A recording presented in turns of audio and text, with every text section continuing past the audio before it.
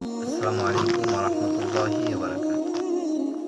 সম্মানিত ভিউয়ার্স, প্রত্যেক দিনের মতো আজকেও চলে আসলাম নাস্তিক ইমরানের কিছু প্রশ্নের উত্তর নিয়ে। তো চলুন সবার আগে নাস্তিক ইমরানের প্রশ্নগুলো শোনা যাক। মদিনায় দাজ্জাল এবং মহামারী প্রবেশ করবে না।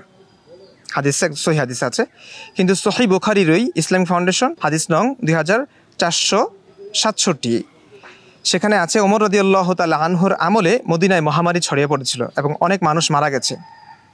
এখন এই দুটো হাদিস তারা একত্র করে তারা বলছে যে রাসূল কারীম সাল্লাল্লাহু আলাইহি ওয়াসাল্লামের ভবিষ্যদ্বাণী তো মিথ্যা প্রমাণিত হয়ে গেল। শুধু ওমর রাদিয়াল্লাহু তাআলা আনহুর যুগেই না, অনেক যুগেই প্রমাণিত হয়েছে, ইতিহাস ঘাটলে পাওয়া যায় মহামারী মদিনাতে প্রবেশ করেছে। এবং আমরাও আমাদের যুগে দেখেছি করোনার সময় মদিনা পুরো লকডাউন দিয়ে ফেলেছে, মদিনাতেও মহামারী প্রবেশ করেছে। এখন এই হাদিস দুটি একত্রিত করলে হাদিস দুটি সহি। আবু হুরায়রা রাদিয়াল্লাহু তাআলা আনহু থেকে বর্ণিত, সহি মুসলিম এবং বুখারীর। ওরা বলছে তাহলে তো আল্লাহর রাসূলের কথা ভুল প্রমাণিত হলো, ভুল ভবিষ্যদ্বাণী করেছেন।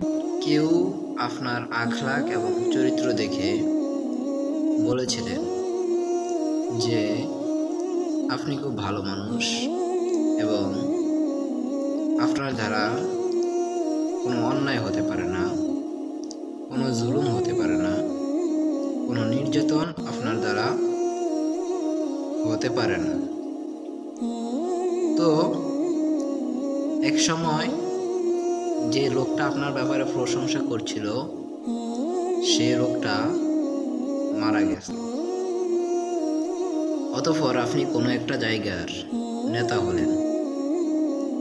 তো নেতা হওয়ার পরে কিছুদিন যাওয়ার পরে আপনি জোর জুলুম অন্যায় অবিচার শুরু করে দিয়েছেন। তাহলে এখন আপনার এই জোর জুলুম অন্যায় অবিচার যে করেছেন, এটা কি উনি কি আপনার সুপারিশ করে উনি কি মিথ্যাবাদী হয়ে গেল? উনি আপনার সুপারিশ করে উনি কি মিথ্যাবাদী হয়ে গেল?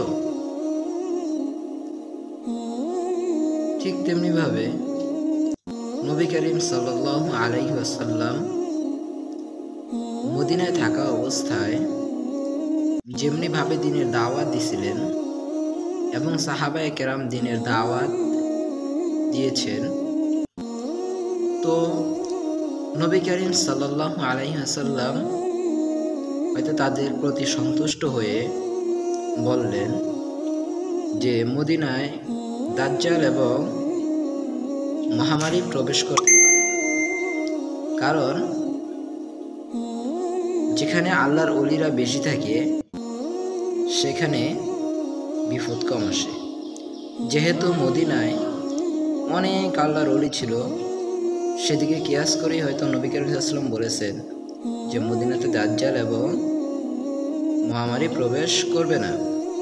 কিন্তু হয়তো দেখা গেছে নবী করিম সাল্লাল্লাহু আলাইহি ওয়াসাল্লাম থাকা সত্ত্বেও কোনো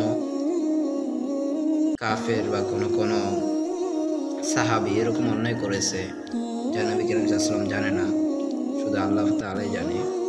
এবং নবী করিম সাল্লাল্লাহু আলাইহি ওয়াসাল্লাম মারা যাওয়ার পরেও হয়তোবা কোনো সাহাবী এমন কোনো একটা গুনার কাজ করে ফেলেছে বা অন্যায় করে ফেলেছে যার ফলে আল্লাহ তাআলা মহামারী দিতে বাধ্য হয়েছেন। এবং আল্লাহ তাআলা যদি কোনো অন্যায়ের জন্য